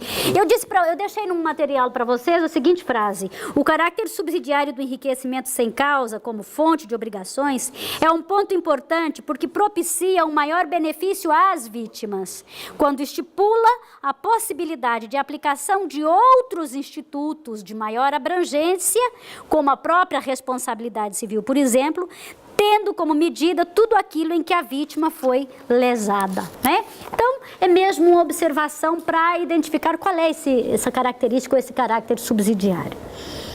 Veja só para relembrar, nós estamos a falar de fontes. Por quê? Porque são institutos que depois nós estudamos em outras áreas do direito, tá bem? A responsabilidade civil é também um uma matéria que nós já tivemos uma disciplina dessa matéria o semestre inteiro. E aqui ela só entra como fontes. Os contratos, vejam que nós temos um semestre para falar dos contratos. E responsabilidade civil, eu dediquei um pouquinho mais, porque eu entendo que é um tema que deve ser embasado. Dedique-se um pouco à responsabilidade civil, tá bem? Na hora de preparar as orais. Por causa das orais? Sim, por causa das orais, mas principalmente pela importância do tema. Certo? Então, olhem bem a responsabilidade civil. Nas aulas eu citei alguns artigos que eu quero que vocês observem, né? Mas o que é a responsabilidade civil? É importante, viu, que cada uma e cada um saiba fazer um conceito de responsabilidade civil por si mesmo. Que entenda a responsabilidade civil, porque nós podemos entender a responsabilidade civil como uma ação ou omissão que causa dano a outrem. Nós podemos entender a responsabilidade civil como a obrigação de indemnizar quando causa o dano a outrem. São formas diferentes de caracterizá-la, de conceituá-la, mas nós precisamos ter isso muito claro, né? O importante é que fique claro que vocês entendem o que é a responsabilidade civil. Eu deixo para vocês aqui, denomina-se responsabilidade civil o conjunto de factos que dão origem à obrigação de indemnizar os danos sofridos por outrem, ou ainda a obrigação que pode incumbir a uma pessoa a reparar o prejuízo causado a outra por facto próprio, por facto de pessoa ou coisa que dela dependam. É importante isso, né? Porque eu também respondo pelas coisas que estão sob minha guarda.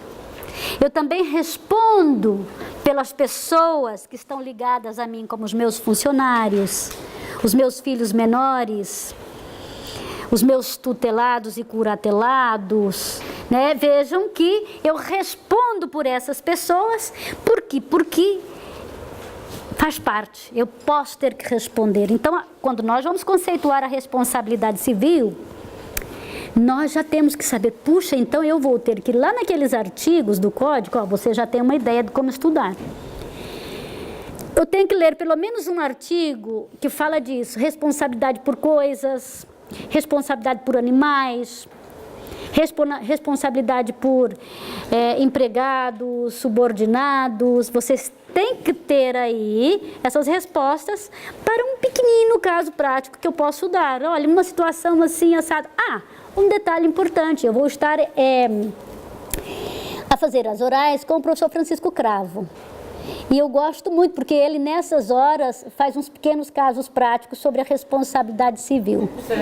Então toma nota, meus queridos. Estudem bem a responsabilidade por animais. Já estou dizendo o que ele vai perguntar. Tomem nota. Né? E por pessoas, mas fiquem tranquilos, eu avalio os meus alunos, mas é sempre uma mais-valia, porque é um professor... A responsabilidade por culpa, por risco, sacrifício... Calma, nós já vamos chegar lá. Calma. Pronto. Entenderam? Estamos ainda no conceito. E dentro desse conceito eu já fiz algumas deixas para vocês, né? Pronto. Mas aí, veja só, nós estamos a falar da responsabilidade civil como fonte das obrigações. E o que é que eu quero que vocês entendam? Nesse sistema de fontes, nisso que dá origem, eu preciso fazer uma pequena classificação. Quais as modalidades de responsabilidade civil que eu conheço? E aí, vocês têm um vasto material e podem trabalhar bastante, né? Nós falamos da responsabilidade por culpa, artigo 483. Falamos da responsabilidade civil pelo risco, 483, número 2, 499 e seguintes, da função de prevenção e reparação da responsabilidade pelo risco, né?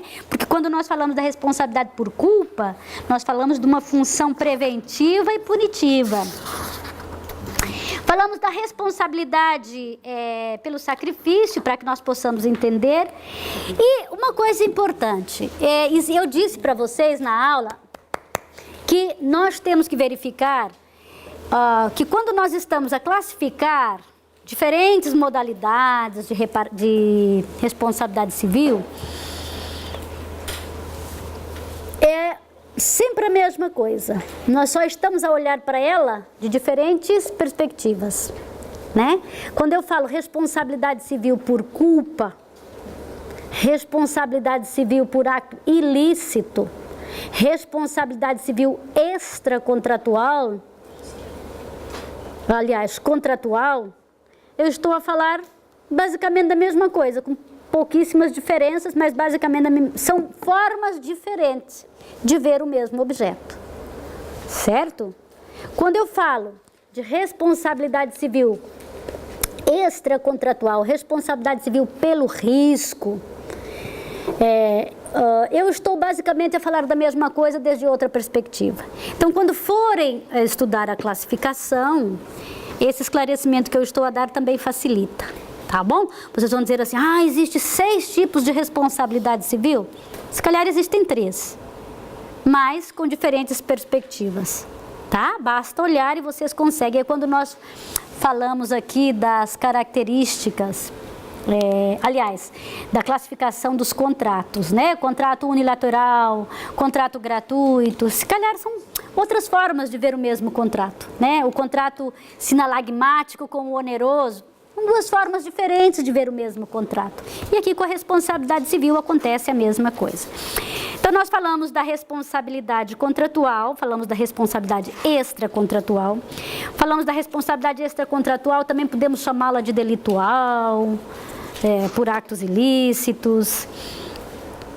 E eu fiz algumas notas importantes para vocês. Está lá no material de apoio. Que notas são essas? Eu disse que presume-se a culpa na responsabilidade contratual ou obrigacional, artigo 799, número 1, mas não presume-se a culpa na responsabilidade delitual, artigo 487, número 1. Certo? Então, quando nós falamos de delitual, tem que se provar.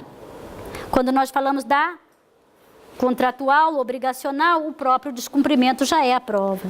Falamos da responsabilidade delitual, que tem prazos de prescrição mais curtos. São observações que fomos fazendo aí, né?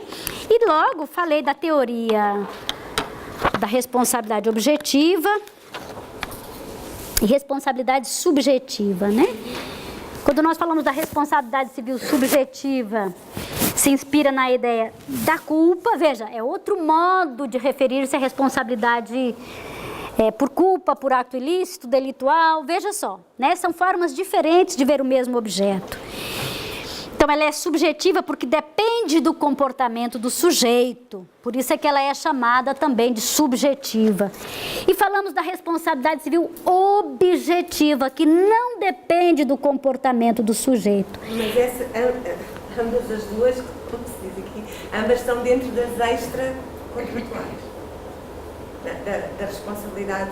Não, olha, olha só. Quando nós falamos da responsabilidade civil subjetiva, nós podemos estar a falar de uma responsabilidade civil contratual. Você tinha que me... falar em obrigacional. Responsabilidade obrigacional ou extra-obrigacional, não é? Estamos a falar de contratual ou extracontratual. É a mesma coisa. Tá bem? Eu prefiro que você chame contratual e extracontratual. Tá bem? Olha, sempre contratual e extracontratual. Subjetiva ou objetiva. Por actos ilícitos ou responsabilidade por culpa. São formas diferentes de nós nos referirmos às diferentes modalidades civil. Estão a ter alguma dificuldade quanto a isso agora? É normal. Tenham calma, tá? No primeiro momento, fizeram uma leiturinha assim, olha, com aquele chazinho do lado, ou um copinho de vinho, agora... você vai ver, abre tudo, olha. Objetiva é quando ela depende da existência de culpa do agente ou de culpa do autor da lesão. Veja só, é a mesma... Exato, certíssimo, ou seja... O que é que está em causa? Comportamento do sujeito. Também pode ser dita de responsabilidade por atos ilícitos. Também pode ser chamada, Sandra, de responsabilidade por culpa. Veja que são diferentes formas de ver a mesma coisa. Dás a ver? Objetiva. É quando o agente se constitui na obrigação de indemnizar independentemente de culpa. Exato. Por quê? não depende do comportamento do sujeito. Ela se basa na teoria do risco. Minha gente, aí vamos lá para a vida prática. O risco é inerente às nossas atividades. Eu posso fazer dano a outra encaminhando, sem querer. Certo? Veja só. E aí veja como é outra forma de nós entendermos. Então, nós falamos da responsabilidade civil pelo risco. E dessa teoria, no sentido de mitigar essa quantidade de indemnização, porque nós iríamos à falência, é um termo muito falência, é um termo muito empírico, né? Mas enfim, os seguros, eles nascem na nossa sociedade e crescem com essa importância que tem, no sentido de nós nos protegermos. Se você tem uma escola infantil, tens um seguro. Se você conduz uma viatura, tens um seguro. Se você tem um cão, tens um seguro. Exato, tudo. Se eu atropelo o cão do Vilela, não é? Só vocês não. O cão que o Vilela é dono. Eu entendi perfeitamente, viu? Não, mas no caso dos animais é este tipo de... Sim, não, mas aí você misturou tudo. Ela, como não é de simplificar, ela já põe duas situações logo, né? Primeiro que ela atropela o cão do Vilela. É o contrário, vamos imaginar que o cão do Vilela te morde. São situações diferentes, porque você citou duas coisas. Então, calma, se o cão é do Vilela e ele causa danos, obviamente que o Vilela responde, mas depois vocês vão verificar isto lá. Mas se o teu funcionário mata o cão do Vilela, então quem responde é você. Ou o funcionário, juntos, tá bom? Mas aí, vamos lá, depois já vamos analisar os artigos. Eu não devia ter falado isto, mas vão ler os artigos e fiquem tranquilos que isto fica muito claro com a interpretação desses artigos. É porque ele adora esses exemplos, gosta muito. Olha, vamos outra. Você que é um cuidador aqui da região do Alentejo e tem gados, né? Gados está maldito. Vacas. Gado. Já é no plural. Então, o gado está sob sua guarda, né? Também tem responsabilidades. Mas vamos lá, minha gente, não se assustem com isso. Vamos analisar os artigos, depois nós vamos lá dar uma olhadita e isso fica mais claro, tá bom? E em caso de dúvida, eu já disse aos colegas, volto a repetir, fórum de dúvidas. Não entendi isso aqui e agora? E eu vou responder. Por que é bom no fórum de dúvidas as vossas perguntas? Porque as minhas respostas ficam disponíveis para todos. Tá? Mas eu quero saber quais são os pressupostos da responsabilidade civil. Essa, minha gente, não precisa se preocupar, que eu pergunto. Podem sabê-la na ponta da língua. Responsabilidade civil. O que é pressuposto? O que são pressupostos? Aquilo que não pode faltar. Por exemplo, se não houver dano, não há que se falar em responsabilidade civil. Né? A ação ou omissão do agente é um pressuposto? É um pressuposto? É um requisito? Em regra é. Em regra. Não, se for a responsabilidade civil objetiva, pela responsabilidade civil pelo risco, eu posso não... Exato, não existe também, né? Então, cuidado. Eu aqui vou dar os pressupostos, minha gente, atenção, os pressupostos gerais, tá? Logo, quando nós estivermos falando da responsabilidade civil pelo risco, independe da culpa. Mas a ação ou omissão do agente tem que haver. Tem que haver. De alguma forma ele agiu, né? A ação ou omissão do agente tem que haver. A culpa, a ilicitude, a culpa, né? Então, aparece sempre, Então, aquela que aparece sempre é isso, o dano, o facto e o nexo. Tá bem? Agora, de acordo com a modalidade, também pode ser preciso a ilicitude, a culpa, etc, etc. Isso. Então, tem que ver o que é culpa do agente. Não basta só saber que ele é um pressuposto, mas tem que saber o que é. A relação de causalidade, ou nexo causal, o que é? Né? Eu não posso estar aí a pedir que a Nívia me indemnize ela choca na minha viatura, eu aproveito e coloco lá os arranhões do ano passado também. Não pode ser. Acontece muitíssimo. Por isso que eu digo, a responsabilidade civil é um pão nosso de cada dia, de um advogado. Quem diga tu à espera que Né? consulta, o que É isso mesmo. E existem outras situações que você é que vai atrás, né? Você dá um choque no carro do vizinho, e aí por uma questão ética, coloca lá o bilhetinho, né? E o teu número de telefone. Eu falo porque já aconteceu na família, a miúda e ainda com recém-carta de condução, choca no carro da vizinha, a gente para um exame super, a filha deixa o bilhetinho aí, põe o número do telefone. A vizinha não liga para ela, ó vizinha, eu que choquei no teu carro, tá bom. Ela, olha, mas é que aquilo tem tanto choque que agora eu já não sei mais qual é o teu, deixa isso. Pode acontecer. São particularidades, depende. No Alentejo isso não acontece, porque nós temos espaços, né? Mas para uma ilha, não há espaço para estacionar. As pessoas sabem o que é que fazem?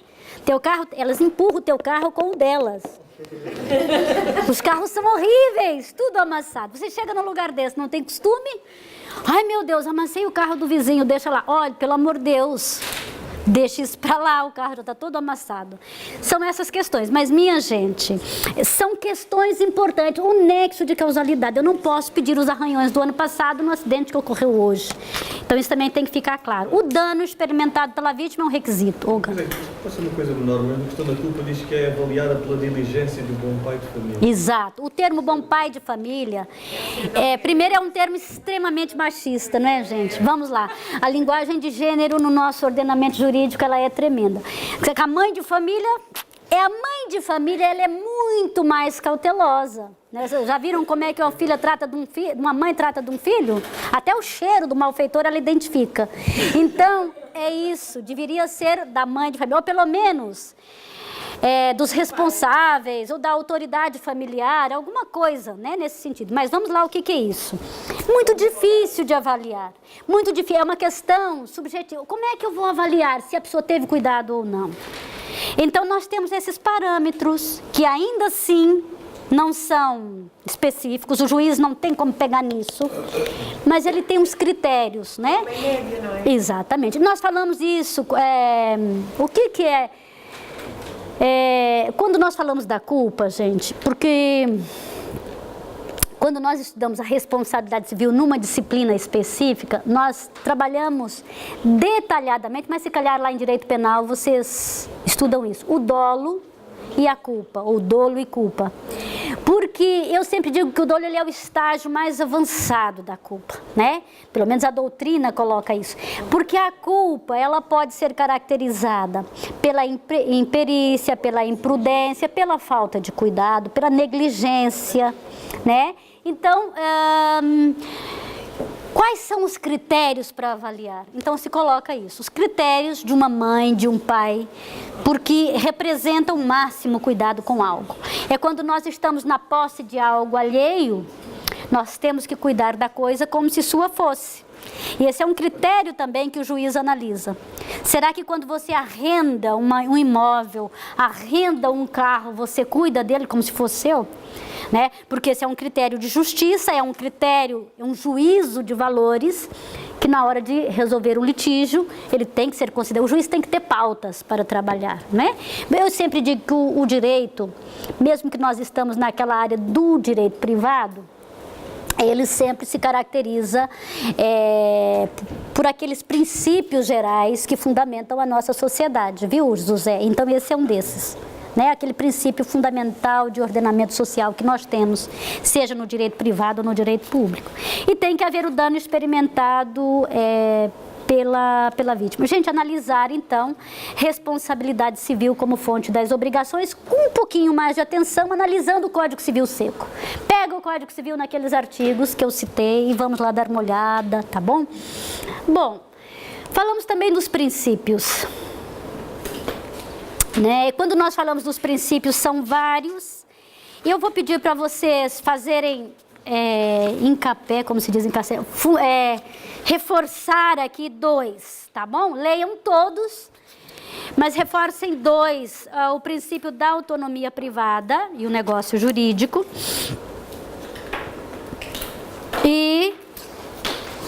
Quando nós falamos nesse princípio da autonomia privada, nós estamos a falar da primazia dos contratos como elemento de constituição das obrigações, artigo 405 e seguintes. Estamos a falar, outra maneira de referir-se a esse princípio, estamos a falar da liberdade contratual, né? E é importante falar da restrição à liberdade contratual, né? Quando nós falamos dessa restrição à liberdade contratual, nós estamos a falar de que a igualdade jurídica não tem correspondência no plano econômico. Nós podemos ser iguais perante a lei, nós temos uma igualdade jurídica, mas nós não temos uma igualdade social, econômica, cultural. E nesse sentido, a autonomia privada, ela precisa ser limitada. E aí lá em Teoria Geral do Direito Civil, vocês estudaram a constitucionalização do direito civil. Nós já falamos sobre isso, vocês já têm aí alguma base, alguma ferramenta para fundamentar essa limitação do princípio da autonomia privada. Para mim, um dos pontos basilares da justiça social quando se fala em direito privado.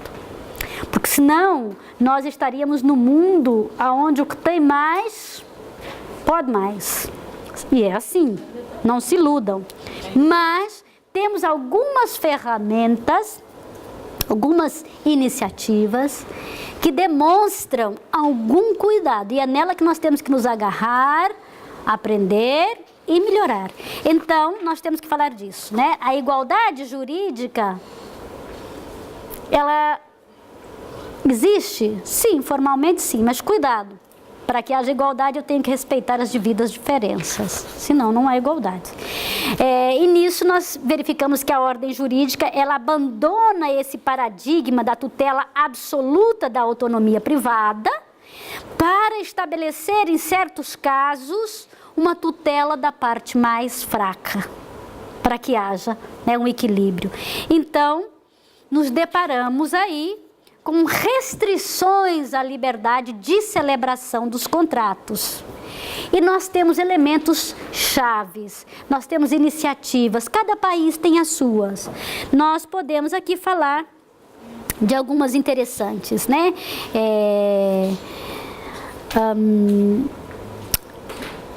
O próprio artigo 3º da Lei 23/96, contratos de bens essenciais, né?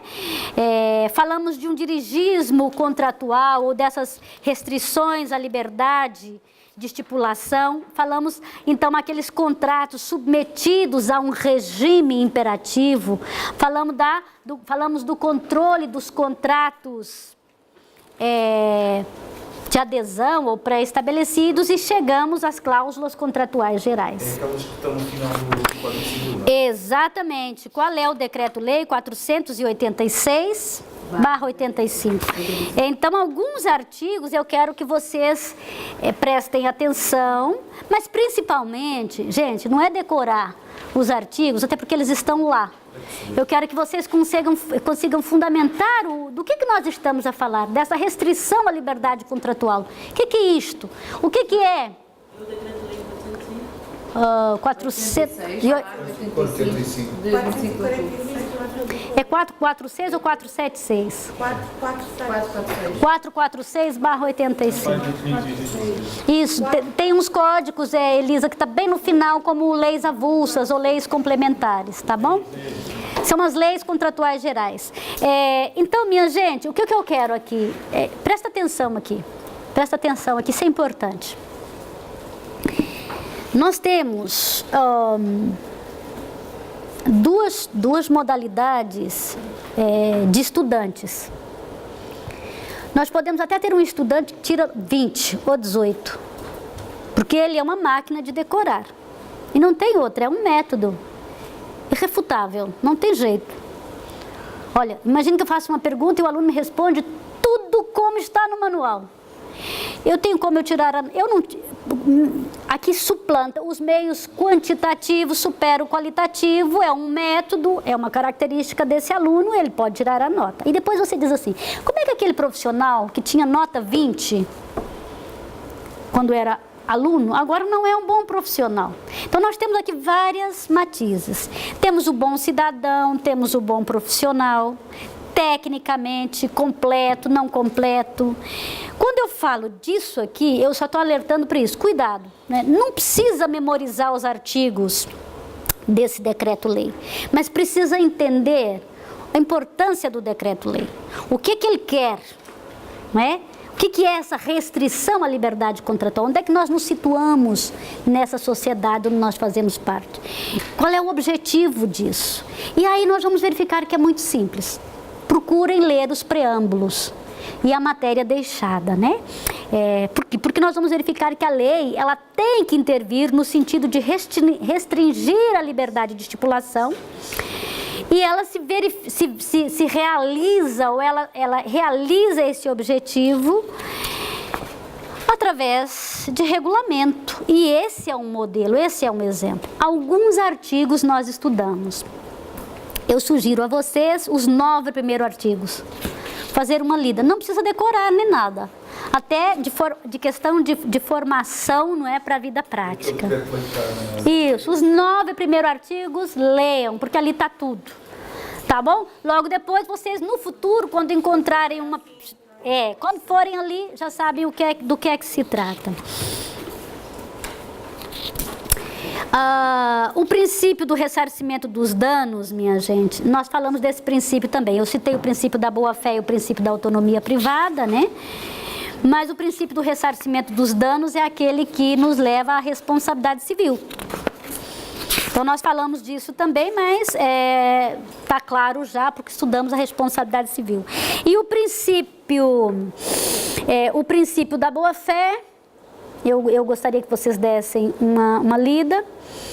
E aí nós falamos de 2 sentidos, um sentido subjetivo, que eu acho que era a tua dúvida, e um sentido objetivo, né? Mas não há aqui, o que é que nós temos que entender? Muitas vezes, o Luiz também fez uma pergunta nesse sentido, nós podemos ignorar que estamos lesando alguém, mas estamos lesando. Então nós temos um sentido subjetivo, né? É uma boa-fé subjetiva, ou falta, é uma boa-fé subjetiva. Eu estou lesando sem querer, mas estou. Também tenho que responder, exatamente.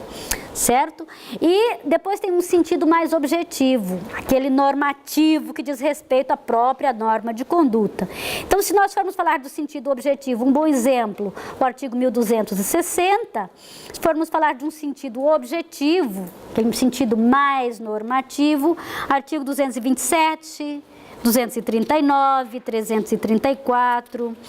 Então, nesses artigos estão plasmados que a boa-fé consiste num princípio de atuação geral, certo? A boa-fé consiste num princípio de atuação geral.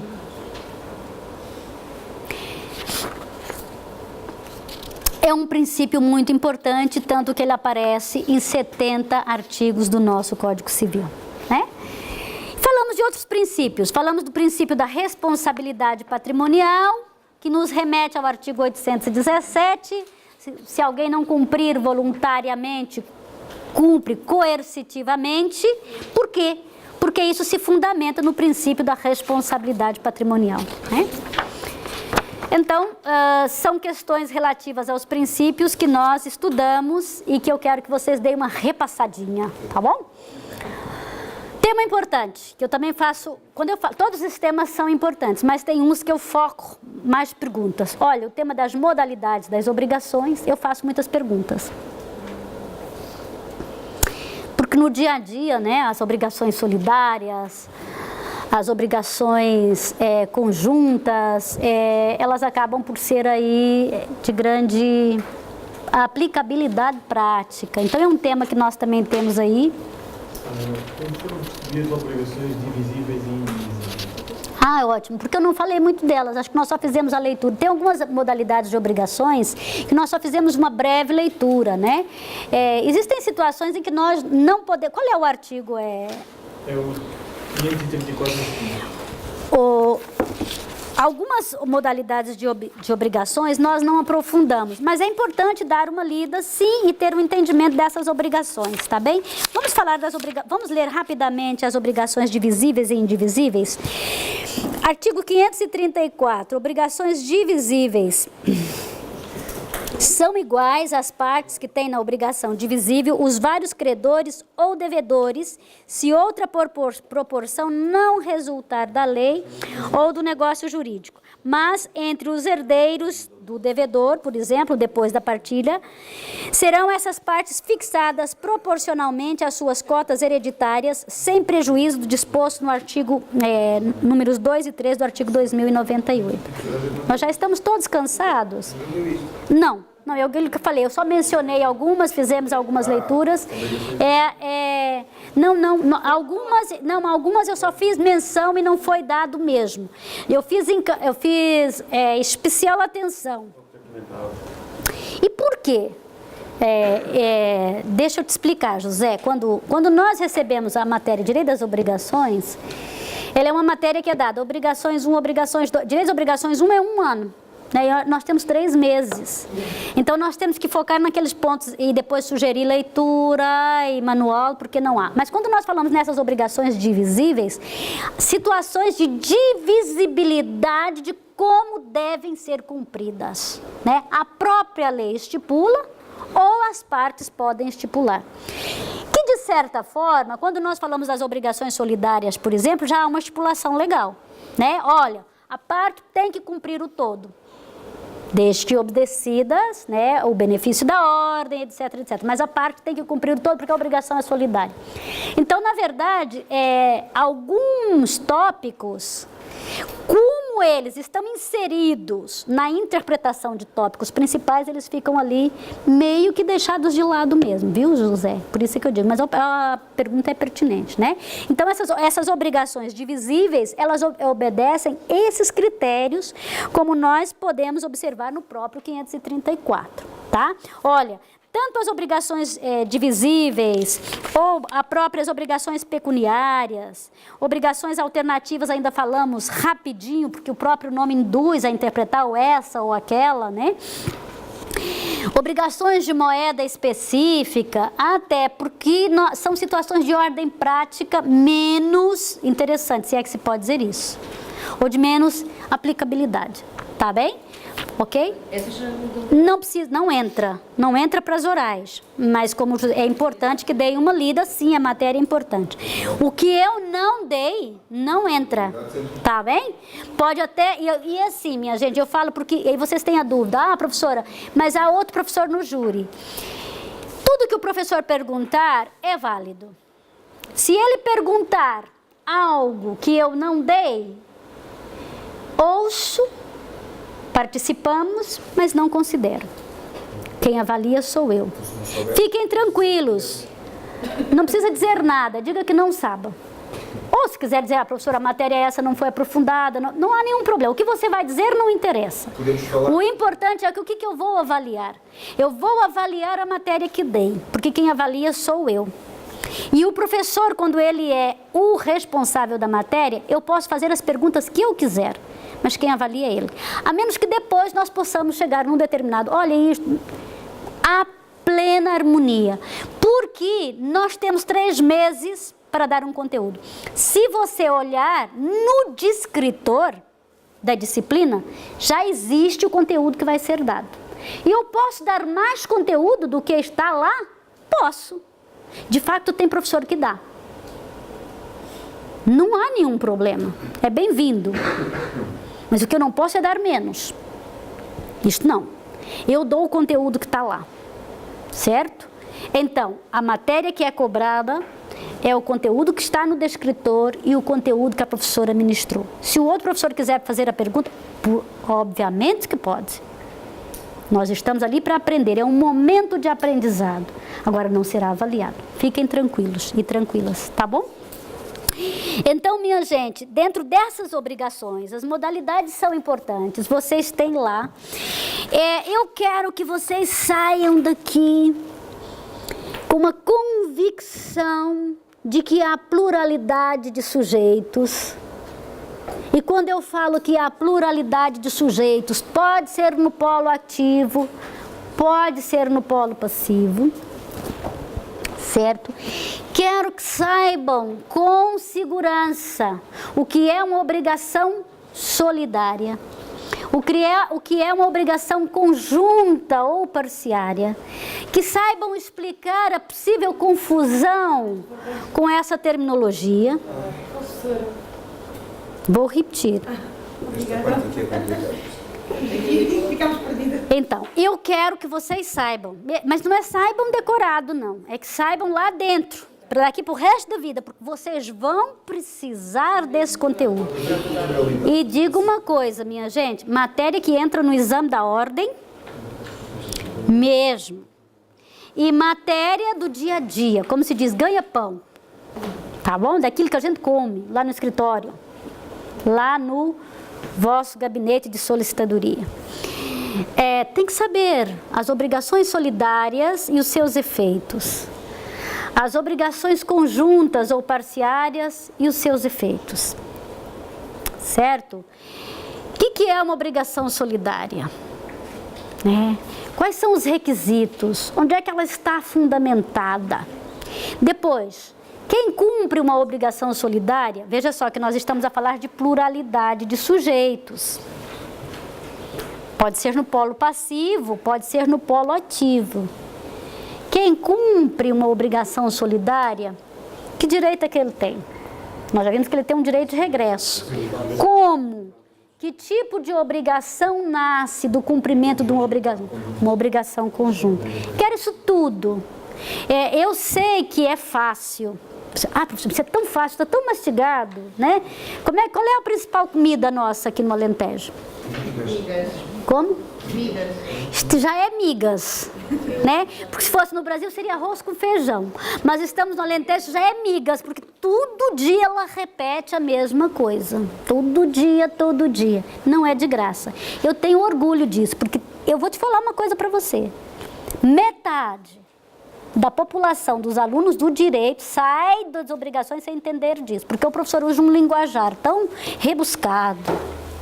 E vamos aí para as alturas. E eu trago cá para as migas, ou para o arrozinho com feijão. Vocês saem sabendo. Não precisa. O importante é que saiam sabendo, bem mesmo. Na hora que olha para aquilo, aí as pessoas vão olhar para vocês e dizer, como é que vocês sabem disso assim com tanta facilidade? Porque a matéria é fácil. Só basta usar os termos simples, comuns.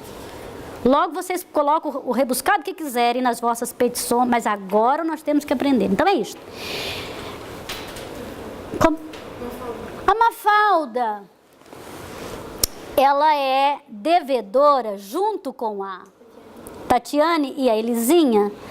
Então, o Zé, ele tem 90 mil euros para receber delas, tá bom? Tem 90 mil euros para receber dela. Elas são devedoras solidárias. Bem, Elisinha, neste atual momento, encontra-se em sérias situações financeiras. A Tatiane, eu não tenho ali muita certeza, mas a Mafalda, eu sei que está muito bem, que ela tem um patrimônio aí avaliado mais ou menos nos 500 mil euros. Vence a obrigação, o que é que eu faço? Tudo da Mafalda. Parece justo isso? Não. Tem restrições legais? Tem. Vamos imaginar que é possível.